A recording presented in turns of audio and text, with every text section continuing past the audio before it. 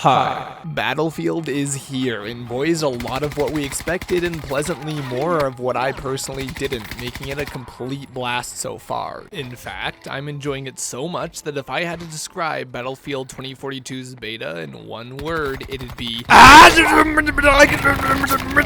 could tell you about how much fun I've been having or else what I think about the game, but given I've only got 4 days of beta, I think it's best to tell anyone who wants to play now for free all about what's good to be good and get the best experience out of the 2 days of open access. So if you're interested in playing, go to Steam or Origin and free download the open beta and get ready to drop boots on the ground on October 8th and 9th. Till then, I'm Six Snipes and this is your preview of 2042. Let's get started. The most obvious element to start with and easily the most striking part of the new edition of Battlefield after a day's worth of play is of course the operators. See, in previous installments like BF4, we have a series of classes with generic names, generic roles, but in 2042 there are characters. Counter to what you've probably learned over the past 5 titles alone, there are no longer 4 individual types with abilities you'd expect to be exclusive like health or ammo bundles, anti-vehicle ordnance, or reconnaissance tools. Now, every player has access to all of those regardless of their status, meaning you can mix and match the also non-exclusive weapon types like having an LMG with a missile launcher in tow or a medic crate with literally any build whatsoever. This leaves the only real piece of customization being the chiseled good looks or not of your particular operator and their gadget. While the actual trailer shows several more than what the beta gets, we have access to 4. The guy everyone wants to play, the guy everyone's gonna end up playing, the guy that makes everyone say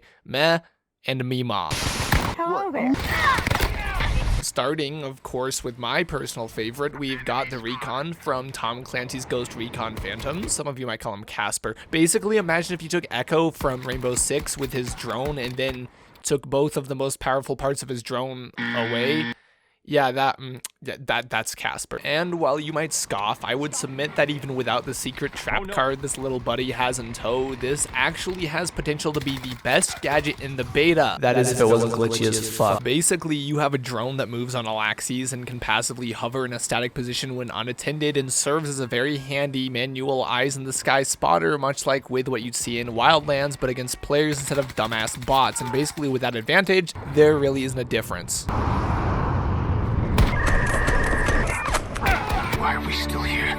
Now, given the ghillie suit and the whole tactical aesthetic, the uninitiated may believe that Bushman is a sniper, but given the fact that they still think that this dumbass, stupid, fucking bitch-made scope glare is a good idea, that suit is looks only and isn't gonna help you hide when you're trying to take a stealthy ranged approach, and even then, what's the drone really for? Now, the real pros with 10 whole hours of gameplay like myself know that with a decent PW and a quick toggle to check your little flying friend for locational data and pinging, you can coordinate yourself and your team towards the efficient destruction of an entire Op 4 based off of nothing but big-brained knowledge. And when larger problems come calling, little buddy packs a targetable EMP charge that scrambles the ability of all vehicles and robots to attack whatsoever, just so you can give the middle finger to those stupid chopper assassin wannabes. So either quickly peek at your drone and, as the kids say, do it yourself up close and personal, or hide like a little bitch and give your team vital callouts, but no matter what, with a little bit of thinking, you've got a very solid operator who can run very strong interference against attackers. Glazing over this complete muppet for now and moving straight into the one you're probably ignoring due to a rather, let's say, flaccid demeanor. Despite appearances, you can forget about strong interference. Boris The Animal, no, not that one, is in the business of complete straight up denial. Hell no. To the no, no, no. The first and most key feature of Boris, aside from obviously being Russian and by extension superior to every other nationality in the game, is that he is a defender. That is what the castle by his name means, and that means that utilized properly, you can solo shut down pushes from upwards of entire squads of hostiles single-handedly and ultimately deny their securing of vital objectives. How, might you ask? Well, the PKM Soviet-made MG mounted to a thermal-seeking robotic stationary weapons platform might have something to do with it. No, the gun is not good. Any player with a brain and a weapon won't have a problem avoiding or eliminating what equates to a paraplegic snail with a machine gun. The real value lies in the fact that this animal literally highlights a target upon sight and tracks through walls, leaving a nice outline and causing a significant enough distraction that, if ignored, can be quite deadly, but if addressed, probably doesn't leave time to counter the Slavic Steamroller while hacking your location as we speak.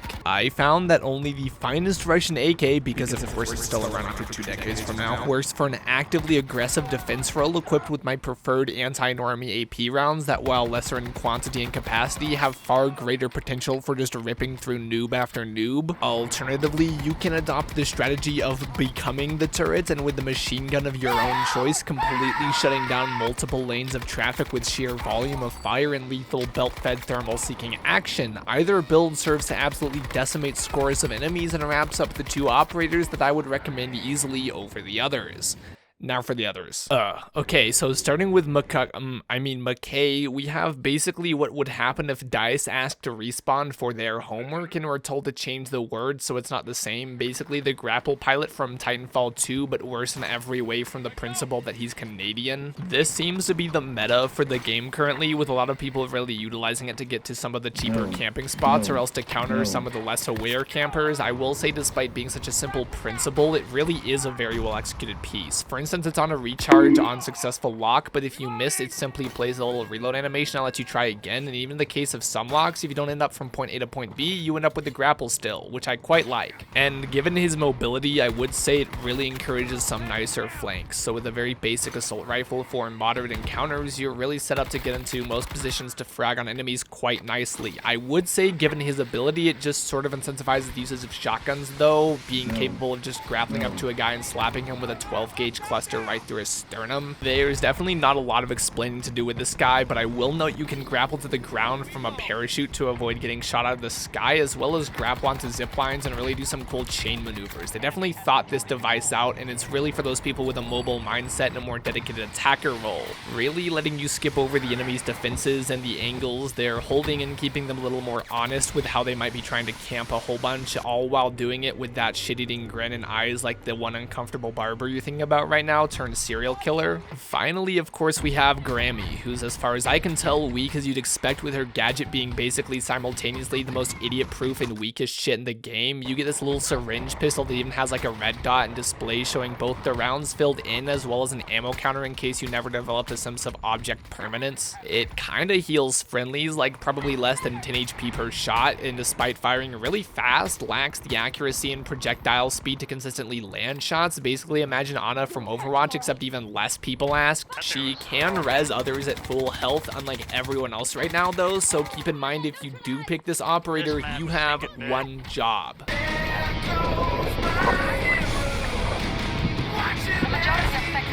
But outside of that, I don't think people really understand that the actual ability she has is in the fact that when in vehicles, utilizing the power of septuagenarian feminism to cement the idea that in the hands of a mere mortal, any given vehicle serves as a transport, but in the hands of a woman, it's a projectile. And that's pretty much all of the operators. And while I admit I've been rather adept to some, given similar playstyles from other games, others are completely alien and in my opinion really don't work. There's also the matter of pre-game bugs, so with the beta you can expect all of that good stuff, like Gillyman's drone just can't be accessed sometimes, and instead he just makes another drone for some reason. Ideally, that gets patched out by the release. I understand that in Battlefront 2, heroes get skill trees you progressively unlock with experience given that hero, and while beta limits virtually all customization, I hope to see a little perks we can unlock to make each character really more of your own as opposed to the clone of another 30 Canadian tractor enthusiasts in the same lobby. Like if the grapple could maybe be turned into a squad zipline like with Pathfinder and Apex, or the drone could get an Iron V thermal optic instead of the EMP for better spotting, and the syringes and the turret could just definitely get more buffs.